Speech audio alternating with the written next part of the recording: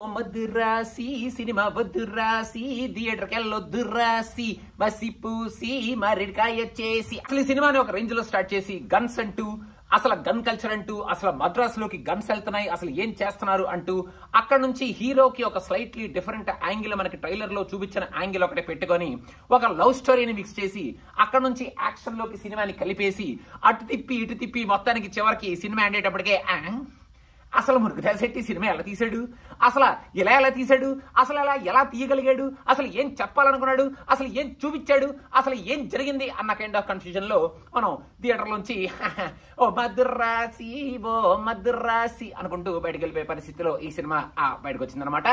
Cinema start అవడం ఒక very strong scene తో ఆ గన్ కల్చర్ ని గన్స్ ని అది ఇది అన్నట్టు సినిమాని చాలా స్ట్రాంగ్ గానే స్టార్ట్ చేశాడు. ఆ తర్వాత వచ్చే ఆ స్లైట్ లవ్ స్టోరీ అనాలో లేకపోతే ఫస్ట్ హాఫ్ లో థూ థా అంటే మన అనిరుద్ధ్ పాటలు ఇచ్చేస్తుంటారు అనమాట, పాటలు వచ్చేస్తుంటాయి అనమాట. ఓకే, తెలుగులో చూశాను కాబట్టి ఆ లిరిక్లు ఒక రకంగా ఉంటాయి కాబట్టి లిరిక్ వాల్యూని పక్కన పెట్టేసి సీన్స్ వైజ్ బానే ఉందన్నమాట. ఫస్ట్ హాఫ్ లో ఏదో లవ్ స్టోరీ వెళ్తుంది బాగానే, మన హీరో క్యారెక్టరైజేషన్ ఏదో డిఫరెంట్ గానే నడుస్తుంది అని మనం చూస్తూ ఉంటాం. అక్కడ నుంచి ఒక మంచి twist in hero characterization first half లో ఫస్ట్ 1 hour లో మన మురుగదాస్ గారు పెట్టుకున్నారు. ఆ క్యారెక్టరైజేషన్ చూడగానే ఆహా, Murugadoss is touching a very unique point again, ఇప్పుడు ఇస్తాడు చూడు మనకి అన్న కైండ్ ఆఫ్ ఎక్సైట్మెంట్ అలా జనరేట్ అయిందనమాట. కాకపోతే ఆయన పట్టుకున్న ఆ పాయింట్ ని అక్కడే ఏదో అటు తిప్పి ఇటు తిప్పి హీరోయిన్ అని లవ్ ఫెయిల్యూర్ అని ఏదేదో చేసి ఫస్ట్ హాఫ్ లో బాబు ఈ పాయింట్ ఏదో చెప్పారు, ఆ పాయింట్ ఏంటి కనపట్లేదు ఫస్ట్ హాఫ్ లో అనుకునే కన్ఫ్యూజన్ లో ఫస్ట్ హాఫ్ లోంచి ఇంటర్వెల్ బ్యాంగ్ లోకి కొంచెం ఇంట్రెస్టింగ్ గానే తీసుకొచ్చారు. కానీ ఆ ఇంటర్వెల్ బ్యాంగ్ లో ఆయన ఏదో ట్విస్ట్ ఇద్దాం అన్నట్టు తీసిన ఆ సీను మనకి ట్రైలర్ లో ఆల్రెడీ కొన్ని సీన్లు చూడటం వల్ల ఇది ట్విస్ట్ ఎందుకు అవుద్ది, we know what is happening, we know what will happen because we already saw the trailer, what are you trying to fool you here అన్నట్టు మనకి మధురాసి మారెడికాయ చేసి అనేటట్టు ఆ ఇంటర్వెల్ ట్విస్ట్ ఉందన్నమాట. Second half heavily based action movie లాగా ఉంటదన్నమాట.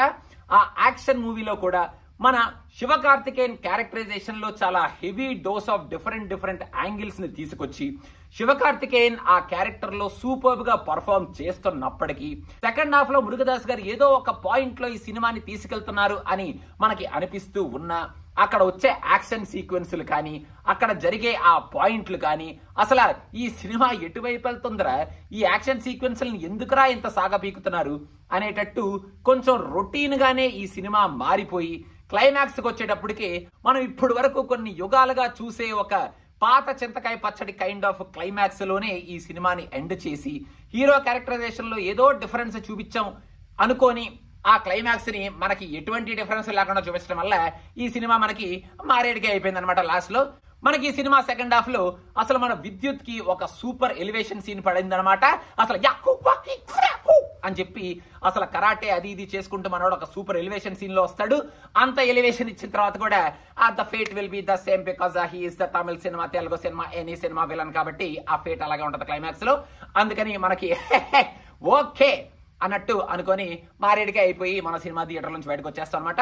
Sivakarthikeyan did a great job, చాలా బాగా పర్ఫార్మ్ చేశాడు. ఆయనలో ఒక పెయిన్ ఉంటుంది ఈ సినిమాలో, ఆ పెయిన్ ని సూపర్ గా చూపించాడు. ఆయన క్యారెక్టర్ లో ఉన్న వేరియేషన్స్ ని కూడా సూపర్ గా చూపించాడు ఫస్ట్ హాఫ్ లో సెకండ్ హాఫ్ లో.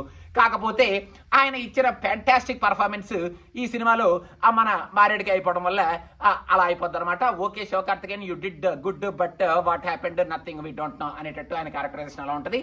మన రుక్మిణిని ఊరికే ఆ అమ్మాయిని అలా పెట్టుకొని 2-3 సార్లు ఆ అమ్మాయిని నవ్విచ్చి షీఈస్ వెరీ బ్యూటిఫుల్ గర్ల్ కాబట్టి ఆ అమ్మాయిని సెకండ్ హాఫ్ లో అంతా ఏదో అలా రఘు హే రఘు ఓ రఘు హే రఘు రఘు రఘు రఘు అన్నట్టు అలా అరుస్తూ కేకలు పెడుతూ ఉంటది తప్ప ఆ అమ్మాయికి ఫస్ట్ హాఫ్ లో తనకి యాక్టింగ్ లో ఉన్నంత స్కోప్ సెకండ్ హాఫ్ లో ఎక్కడా కనపడలేదన్నమాట.